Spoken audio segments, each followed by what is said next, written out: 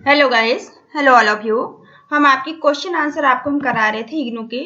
ठीक है, ये हिंदी भाषा इतिहास और वर्तमान। तो इसका आज ही 10th अध्याय है इसका आज। ठीक है, चैप्टर 10 है। इससे पहले के 9 चैप्टर अपलोड किए जा चुके हैं। अगर आपने नहीं देखा है तो आप देख लीजिए। ठीक है, ये इग्नू का है, ये आपका कोड है इग्नू का BHDE 106 या फिर EHD 06। ठीक है, ये दोनों कोड एक ही हैं। ठीक है, एक न्यू है एक ओल्ड है। और इसके क्वेश्चन आंसर हम कर रहे थे। क्वेश्चन आंसर की सीरीज में आज आपका 10th चैप्टर है हिंदी का जनपदीय आधार। ठीक है, हिंदी का जनपदीय आधार इस चैप्टर का नाम है। तो चलिए इसके क्वेश्चन आंसर हम कर लेते हैं, देख लेते हैं इसको। इसमें आपसे पहला क्वेश्चन पूछा गया है कि भारत भाषा और बोली में संबंध स्पष्ट कीजिए। ठीक है, भाषा और बोली के बारे में हमने पहले ही पढ़ा है। तो इसमें अब आपसे पूछा है कि भाषा और बोली में आप रिलेशन बताइए, संबंध बताइए। और दूसरा आपसे या फिर ऐसे पूछा जा सकता है कि भाषा और बोली का निर्धारण किन आधारों पर किया जाता है। ठीक है, अगर क्वेश्चन कैसे भी घुमाकर आता है, अगर आपसे भाषा और बोली शब्द आता है क्वेश्चन में तो आपको यही लिखना है। ठीक है, ये पॉइंट आप एक याद रख लीजिए। अगर भाषा या बोली से रिलेटेड आता है, भाषा और बोली आपसे पूछा जाता है तो आप इसी तरह से आंसर करेंगे। ठीक है, भाषा विविध रूपों में होती है। ठीक है, भाषा के बहुत सारे रूप हमने पहले ही पढ़े हैं। तो भाषा क्या है, विविध रूपों में होती है। किसी भी समाज में भाषा का मात्र एक रूप नहीं होता। ठीक है, भाषा बहुत सारे रूपों में होती है और किसी भी समाज में भाषा का एक ही रूप नहीं होता है। भाषा के विभिन्न रूपों का प्रमुख आधार स्थान भेद है। ठीक है, भाषा जो है, भाषा के विभिन्न रूपों का प्रमुख आधार जो है, मेन आधार जो है वो क्या है, वो वहाँ का स्थान भेद है। ठीक है, जिस स्थान पर रहते हैं उस स्थान पर निर्भर करता है। किसी भी विशाल क्षेत्र में व्यवहृत भाषा के कई क्षेत्रीय रूप होते हैं। ठीक है, किसी भी बड़े रूप में आप देखें, किसी भी बड़े क्षेत्र में देखें तो भाषा के कई रूप देखने को मिल जाएंगे आपको। जैसे मराठी भाषा के 3 विशिष्ट रूप होते हैं। ठीक है, जैसे कि हम मराठी भाषा के बारे में दिया गया है, आपको पता होगा कि मराठी कहाँ बोली जाती है। ठीक है, मराठी बोली जाती है ये महाराष्ट्र में। ठीक है, महाराष्ट्र साइड में मराठी बोली जाती है। तो मराठी जो भाषा है, मराठी भाषा के 3 विशिष्ट रूप यहाँ दिए हुए हैं। पहला क्या है, पुणे से आसपास। ठीक है, पुणे आपको पता होगा, पुणे के आसपास की भाषा। ठीक है, एक तो इसका रूप हो गया कि पुणे के आसपास की भाषा। दूसरा है मराठा वाड़ा औरंगजेब। ठीक है, औरंगाबाद, या औरंगाबाद भी महाराष्ट्र में है। ठीक है, तो मराठावाड़ा औरंगाबाद की भाषा। दूसरा इसका क्या है, मराठावाड़ा औरंगाबाद की भाषा। और विदर्भ नागपुर। ठीक है, नागपुर के नाम से जिसे आज जाना जाता है उसे पहले विदर्भ कहा जाता था। ठीक है, तो विदर्भ नागपुर की भाषा। तो इसके 3 रूप हो गए। एक तो ये पुणे में शायद जो बोली जाती है, तो पुणे के आसपास जो भी बोली जाने वाली भाषा है। ठीक है, दूसरी ये हो जाएगी मराठावाड़ा। मराठावाड़ा जो पुराना नाम था औरंगाबाद का। ठीक है, तो मराठावाड़ा की भाषा। और दूसरा है जो नागपुर है, नागपुर का पुराना नाम विदर्भ था, उसके आसपास बोली जाने वाली भाषा। ठीक है, भाषा के इन विभिन्न स्थानीय रूपों को ही भाषा की बोलियां कहते हैं। ठीक है, भाषा के जो स्थानीय रूप हैं इन्हें ही भाषा की बोलियां कहा जाता है। बोलियों को उपभाषा भी कहा जाता है। ठीक है, जो बोलियां होती हैं उन्हें उपभाषा भी कहते हैं। इस तरह जीवंत भाषा में कई बोलियां होती हैं। इसी तरह से जो जीवंत भाषा होती है, जीवंत भाषा का मतलब है कि जो बोलचाल की भाषा है, जो यूज में आ रही है। ठीक है, जीवंत भाषा की कई बोलियां होती हैं। बोलियों का समूह ही भाषा है और कई बोलियों का समूह जो कई बोलियां मिलकर भाषा बनाती हैं। ठीक है, बोलियों के समूह को भाषा कहते हैं। भाषा और बोली में अंतर प्रायः 3 प्रकार का होता है। ठीक है, जो भाषा और बोलियों में अंतर है वो कितने प्रकार का है, वो 3 प्रकार का होता है। ठीक है, पहला है बोली की परिनिष्ठता। ठीक है। बोली जो है उसकी परिनिष्ठता का रूप नहीं होती, ठीक है। बोली का कोई परिनिष्ठ रूप नहीं होता, ठीक है। आप ये याद रखेंगे, जो बोली होती है उसका कोई भी परिनिष्ठित रूप नहीं होता है। भाषा का एक परिनिष्ठित रूप होता है, ठीक है। बोली का तो यहाँ बताया गया है परिनिष्ठित रूप नहीं होता है, ठीक है। बोली का जो परिनिष्ठित रूप है वो नहीं होता है, जबकि भाषा का एक परिनिष्ठित रूप होता है, ठीक है। आप ये पॉइंट याद रखेंगे कि जो भाषा है, भाषा का तो परिनिष्ठित रूप होता है, लेकिन बोली का परिनिष्ठित रूप नहीं होता है, ठीक है। दूसरा है बोली में विविधतापूर्णता, ठीक है। जो बोली हमारी होती है वो विविध रूपता होती है, ठीक है। जो बोलियां हैं वो क्या है, विविध रूपता का प्राय अभाव रहता है, ठीक है। जो बोलियां होती हैं उसमें विविध रूपता का प्राय अभाव देखने में मिलता है, जबकि विविध रूपता भाषा का प्राण है, ठीक है। जबकि यहीं पर जो विविध रूपता है ये भाषा का तो प्राण है, पर बोलियों में इनका अभाव मिलता है, ठीक है। बोलियों में तो विविध रूपता का अभाव मिलता है, जबकि विविध रूपता भाषा का प्राण होता है, ठीक है। तो थर्ड इसमें है अनेक बोलियों के सामूहिक रूप का नाम भाषा है, ठीक है। अनेक कई सारी बोलियों का जो सामूहिक रूप है उसी का नाम क्या है, उसी का नाम भाषा है। ये बोलियां ही भाषा को जीवन रस प्रदान करती हैं, ठीक है। ये बोलियां ही हैं जो कि भाषा को क्या प्रदान करती हैं, ये भाषा को जीवन रस प्रदान करती हैं। ये बोलियां ही भाषा को जीवन रस देती हैं, ठीक है। उदाहरण के लिए ब्रज, अवधी, बुंदेली, कन्नौजी, बांगरू, वैशवाड़ी, ठीक है, वैशवाड़ी आदि अनेक बोलियों का क्षेत्र हिंदी भाषा का क्षेत्र बनता है, ठीक है। कौन कौन सी बोलियां दी गई हैं, कौन कौन सी आपको बताया गया है भाषाएं। उदाहरण के लिए ब्रज आपने सुन रखी होगी, ठीक है। ब्रज साइड ये ब्रज साइड जो बोली जाती है, ठीक है, मथुरा साइड। अवधी, ठीक है, अवध में बोली जाने वाली। बुंदेली, कन्नौजी, कन्नौज साइड बोली जाती है। बांगुरी, ठीक है, और बैसवाड़ी आदि अनेक बोलियों का क्षेत्र हिंदी भाषा का क्षेत्र बताता है, ठीक है। और उनका सामूहिक रूप ही हिंदी कहलाता है, ठीक है। इन सारी बोलियों का जो सामूहिक रूप है यही क्या कहलाता है, यही हिंदी कहलाता है। भाषा और बोली के संबंध को हम वैज्ञानिक दृष्टि के आधार पर समझ सकते हैं, ठीक है। भाषा और बोलियों के जो रूप है, भाषा और बोली के रूप को हम वैज्ञानिक दृष्टि के आधार से भी समझ सकते हैं। जिस तरह जगह जगह पानी का रंग रूप और स्वाद बदल जाता है। अगर आप भी थोड़ा भी आप घूमे फिरे होंगे, इधर उधर गए होंगे, ठीक है, तो आपको पता होगा कि कुछ दूरी पर, जैसे 10 से 15 किलोमीटर की दूरी पर पानी का जो स्वाद है वो बदल जाता है, ठीक है। पानी का कुछ दूरी पे आप जाएंगे तो पानी का स्वाद बदल जाएगा, ठीक है। पानी अगर पिया हो तो आपने देखा होगा, अगर 10, 15, 20 किलोमीटर दूर कहीं गए हैं, वहां का पानी का स्वाद आपने लिया है तो आपके घर के पानी से वो थोड़ा अलग लगेगा आपको, ठीक है। तो यही कहने का मतलब है, जिस तरह से जगह जगह पर पानी का रंग रूप और स्वाद बदल जाता है, ठीक है। रंग रूप से मतलब है कहीं क्या जो पानी है बहुत ज्यादा मीठा होता है, कहीं का थोड़ा सा आपको तीखा या खारा लगेगा, इस तरह से, ठीक है। उसी तरह दूरी के कारण भाषा भी बदलती है, ठीक है। इसी तरह से दूरी के कारण भाषा भी बदल जाती है।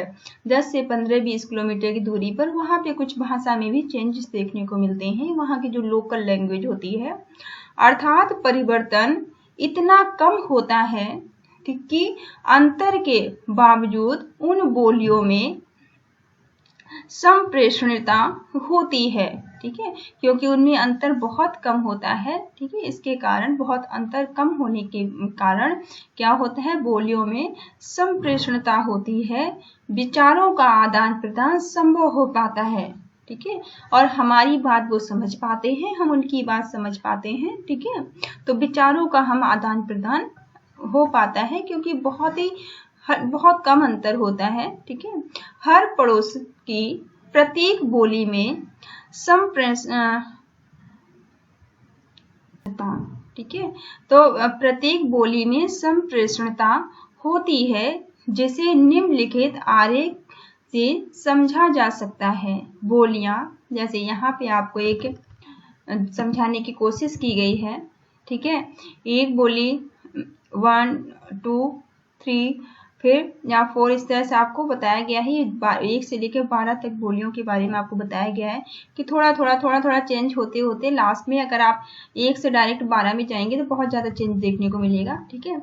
अगर किसी भाषा में 12 बोलियां हैं, ठीक है, अगर किसी भाषा में अगर आप 12 बोलियां देखते हैं जो क्षेत्रीय दृष्टि से पश्चिम से पूर्व तक के विस्तार में फैली होती हैं, ठीक है, जो कि किस तरह से हैं, 12 बोलियां अगर आप देखते हैं तो 12 बोलियां अगर क्षेत्रीय दृष्टि से पूरा पश्चिम से पूरब की तरफ फैली हुई हैं, तो हर बोली बगल की बोलियों के लिए अधिक संप्रेषणीय होती है, ठीक है। तो हर बोली का क्या होता है, हर बोली यहाँ पर बगल की बोली के लिए कैसी होती है, संप्रेषणीय होती है। लेकिन जो परिवर्तन है, जो चेंजेस है, परिवर्तन की स्वाभाविकता के कारण बोली 1 और बोली 12 में संप्रेषणता सबसे कम होती है, ठीक है। क्यों? क्योंकि अगर आप 1 से 2 में जाएंगे तब तो आप आसानी से बात को समझ पाएंगे, तीसरी में भी समझ लेंगे, चौथी में भी समझ लेंगे। लेकिन अब 1 से डायरेक्ट 12 में पहुंच गए तो 1 से 12 में क्या होगा, में संप्रेषणता सबसे कम हो जाएगी, ठीक है। हिंदी भाषा में भी लगभग ऐसा ही स्थिति है, ठीक है। हिंदी भाषा में भी लगभग इसी तरह की स्थिति हो जाती है। सुदूर पश्चिम में राजस्थानी बोलियां, ठीक है, पर जो दूर पश्चिम की तरफ है वो राजस्थानी जो बोलियां हैं, सुदूर पश्चिम में राजस्थानी बोलियां हैं और सुदूर पूर्व में बिहारी बोलियां हैं, ठीक है। आप देखिए कि अगर आप बिहार में की साइड देखते हैं, उस साइड पूर्व की तरफ देखते हैं तो आपको बिहारी देखने को मिलती है दूर स्थान पर, और यही अगर पश्चिम में आप दूर देखते हैं तो राजस्थानी बोलियां मिलती हैं, ठीक है।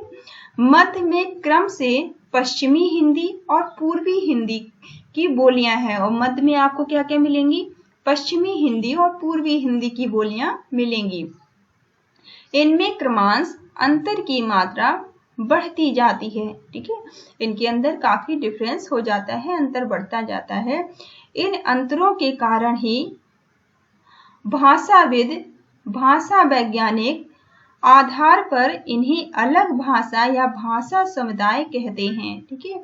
इस अंतर के कारण जो भाषाविद हैं और भाषा वैज्ञानिकी हैं, वैसा भाषा वैज्ञानिकी के आधार पर इन्हें वो अलग अलग कर देते हैं, अलग भाषा या समूह इसका बना देते हैं। वस्तुतः इन्हें हिंदी की बोली न कहे हिंदी क्षेत्र में बोली जाने वाली भाषाएं या उपभाषाएं कहा जाना चाहिए, ठीक है। इन्हें केवल हिंदी क्या है, हिंदी की बोली न कहे हिंदी क्षेत्र में बोली जाने वाली भाषाएं या उपभाषाएं कहा जाना चाहिए। भाषा और बोली के संबंध का दूसरा आधार सामाजिक सांस्कृतिक है, ठीक है। भाषा और बोली के संबंध का दूसरा आधार क्या है, दूसरा आधार सांस्कृतिक है। हिंदी और उर्दू भाषा वैज्ञानिक आधार पर अलग भाषा नहीं है, ठीक है। जो हम पहले से पढ़ते आ रहे हैं कि जो आपकी हिंदी और उर्दू है, इसे वैज्ञानिक दृष्टि से अलग नहीं माना गया है। तो हिंदी और उर्दू भाषा वैज्ञानिक आधार पर अलग भाषाएं नहीं हैं, लेकिन वास्तविकता यह है कि ये अलग भाषाएं हैं, ठीक है। वास्तविकता लेकिन ये है कि अलग भाषाएं ही हैं। आप अगर हिंदी जानते हैं, उर्दू को नहीं सीखा है, तो आप उसे नहीं पढ़ पाएंगे, नहीं लिख पाएंगे, ठीक है। तो ये अलग भाषाएं ही हैं। अगर वास्तविकता इनकी देखी जाए, भारत की बांग्ला और बांग्लादेश की बांग्ला में भाषा की दृष्टि से बहुत अंतर है। अब आप देखिए, भारत में भी बांग्ला बोली जाती है और बांग्लादेश में बांग्ला बोली जाती है। इन दोनों ही बांग्ला में भाषा की दृष्टि से बहुत ज्यादा अंतर है, फिर भी इन्हें अलग भाषाएं नहीं कहा जाता। ठीक है, लेकिन फिर भी इन्हें अलग नहीं कहा जाता। ये दोनों ही रूप बांग्ला ही कहलाते हैं। ठीक है, ये दोनों ही रूप क्या है, बांग्ला ही कहलाते हैं। चीनी वास्तव में एक भाषा नहीं है। ठीक है, वास्तव में जो चीनी है वो कोई भाषा नहीं है, बल्कि एक लिपि से जुड़ी हुई भाषाओं का एक समूह है। ठीक है, चीनी क्या है, चीनी वास्तव में भाषा नहीं है, ये एक लिपि से जुड़ी हुई भाषाओं का क्या है, समूह है। लिपि के आधार पर, लिपि के माध्यम से व्यक्ति दूसरी भाषा को पढ़ सकते हैं। ठीक है, लिपि का क्या मतलब होता है, लिपि के आधार पर जो व्यक्ति हैं वो दूसरी भाषाओं को पढ़ सकते हैं, पर समझ सकें यह आवश्यक नहीं है। ठीक है, आप उन्हें समझ भी सकें ये जरूरी नहीं है। बोलचाल में तो मुश्किल आती ही है। प्राचीन तमिल और आधुनिक तमिल में इतना अंतर है कि कोई व्यक्ति बिना टीका के, ठीक है, बिना टीका के प्राचीन तमिल को समझ नहीं सकता। ठीक है, जो बोलियां हैं, जो एक प्राचीन तमिल के बारे में आप जानते होंगे, जो प्राचीन तमिल और आधुनिक तमिल में बहुत ज्यादा अंतर है। तो प्राचीन तमिल और आधुनिक तमिल में इतना अंतर है कि कोई व्यक्ति बिना टीका के प्राचीन तमिल को समझ ही नहीं सकता। लेकिन दोनों रूप तमिल के नाम से ही जाने जाते हैं। लेकिन दोनों रूप क्या हैं, दोनों रूप तमिल के ही हैं। दोनों रूप तमिल के नाम से एक भाषा गिने जाते हैं। ठीक है, यही बात चासर की अंग्रेजी और आधुनिक अंग्रेजी में है। अब आप देखिए कि जिस तरह से तमिल को बताया गया वही बात चासर की इंग्लिश, जो चासर की अंग्रेजी है और आधुनिक अंग्रेजी है, उसमें भी यही चीज देखने को मिलती है। लेकिन भारतीय आधुनिक भाषाओं के इसी विकास क्रम को पाली, लेकिन जो आधुनिक भारतीय भाषाओं का विकास है, ये देखिए आप नोट करिए, इनका विकास क्रम क्या है, सबसे पहले पाली, ठीक है, फिर प्राकृत, अपभ्रंश आदि है। इनका विकास ऐसे हुआ है, पहले पाली आई, फिर प्राकृत, फिर अपभ्रंश आदि। कई नाम नए आते गए। ठीक है, इनमें कई नाम आते गए, जिससे लगता है कि इस भूमि में 4 अलग भाषाएं रही हैं। ठीक है, इससे क्या लगता है कि इस भूमि में, भारत भूमि में 4 अलग भाषाएं रही हैं। कहने का तात्पर्य है कि भाषा और बोली के संदर्भ में कोई निश्चित मानदंड नहीं है। ठीक है, कहने का मतलब क्या है कि भाषा और बोली जो है इसमें कोई निश्चित मानदंड नहीं है। स्वीकृत या अस्वीकृत का सलास भाषा समुदाय स्वरूप ही करता है। ठीक है, स्वीकृत और अस्वीकृत का जो सलास है वो भाषा समुदाय स्वयं ही करता है। यह माना जाता है कि हिंदी भाषा प्रदेश में 15-16 अलग अलग भाषाएं हैं। ठीक है, हिंदी भाषा प्रदेश में क्या माना जाता है कि 15-16 अलग अलग भाषाएं हैं। यह भी माना जाता है कि ये भाषाएं एक भाषा के विभिन्न क्षेत्रीय रूप हैं। ठीक है, क्या माना जाता है कि जो भाषाएं हैं वो एक भाषा के विभिन्न क्षेत्रीय रूप हैं। यही निर्णय स्वयं भाषा भाषी समुदाय करता है। ठीक है, यही निर्णय कौन करता है, जो भाषा भाषी समुदाय है वो भी यही निर्णय करते हैं। इसका कोई वैध आधार नहीं है। ठीक है, इसका कोई आधार नहीं है। चलिए, आपका फर्स्ट क्वेश्चन था। सेकंड क्वेश्चन देख लेते हैं। ठीक है, सेकंड क्वेश्चन में आपसे क्या कहा गया है कि हिंदी के जन पदीय आधार की विवेचना कीजिए। ठीक है, हिंदी का क्या पूछा गया है, जनपदीय आधार। ठीक है, ये आप याद रखेंगे कि हिंदी का जनपदीय आधार अगर आपसे पूछा जाता है तब यही आंसर करेंगे। चलिए देख लेते हैं। उत्तर है हिंदी भाषी क्षेत्र। ठीक है, हिंदी बेल्ट, हिंदी भाषी क्षेत्र में 9 राज्य आते हैं। ठीक है, हिंदी आपको बताऊंगा हिंदी भाषी क्षेत्र में कितने राज्य आते हैं, ये पॉइंट आप याद रखेंगे, 9 राज्य आते हैं। ठीक है, उत्तर प्रदेश, उत्तराखंड, बिहार, झारखंड, मध्य प्रदेश, छत्तीसगढ़, राजस्थान, हरियाणा, हिमाचल प्रदेश। ठीक है, हिंदी इस क्षेत्र की भाषा है। ठीक है, हिंदी इन क्षेत्रों की क्या है, हिंदी इस क्षेत्र की भाषा है। और हिंदी की बोलियां इसी क्षेत्र के जन समुदाय द्वारा बोली जाती हैं। ठीक है, और जो हिंदी की बोलियां हैं वो इसी जन संप्रदाय द्वारा बोली जाती हैं। तो ये हिंदी कहाँ कहाँ पे आती है, किन किन कौन कौन से 9 राज्य हैं, एक बार मैं आपको रिवीजन करा दूं।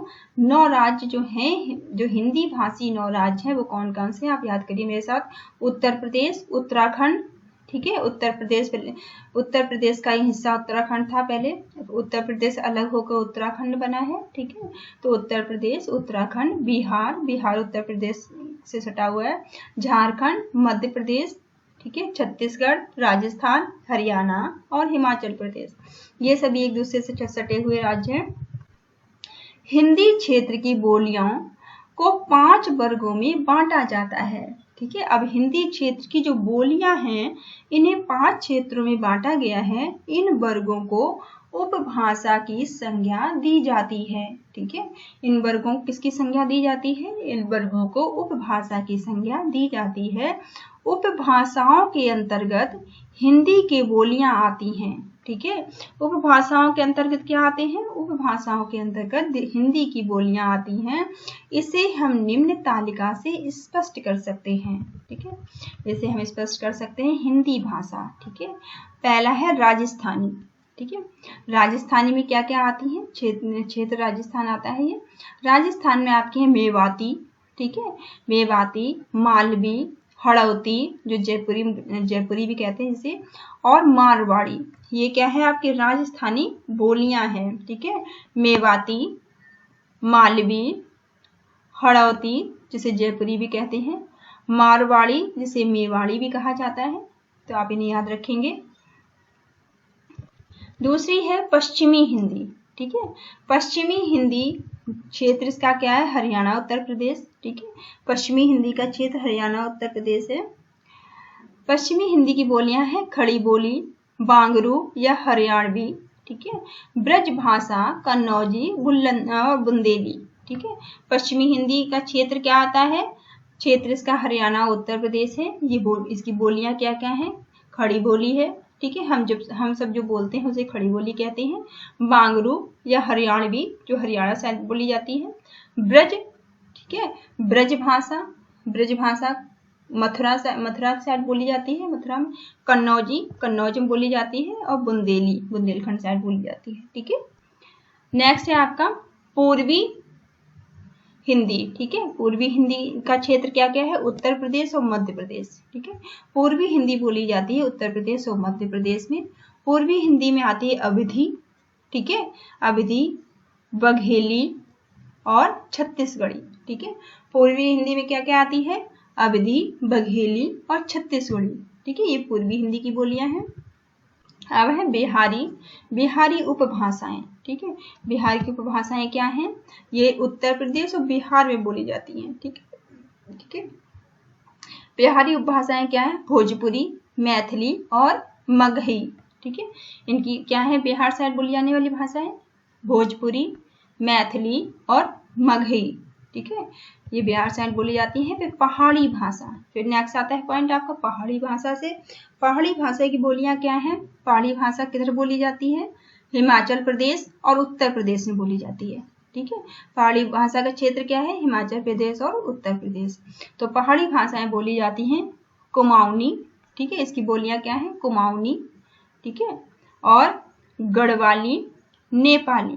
ठीक है, पहाड़ी बोलियों को एक बार आप भी ध्यान दीजिए, ये कुमाऊनी, ठीक है, कुमाऊनी, गढ़वाली, नेपाली, कुमाऊनी, गढ़वाली, नेपाली। ठीक है, कुमाऊनी, गढ़वाली, नेपाली ये पहाड़ी भाषाएं हैं। ठीक है, और ये पहाड़ी क्षेत्र में बोली जाती है। ये बोलियां हैं वहाँ की पहाड़ी भाषा की बोलियां हैं, और ये इनका क्षेत्र हिमाचल प्रदेश और उत्तर प्रदेश है। ठीक है,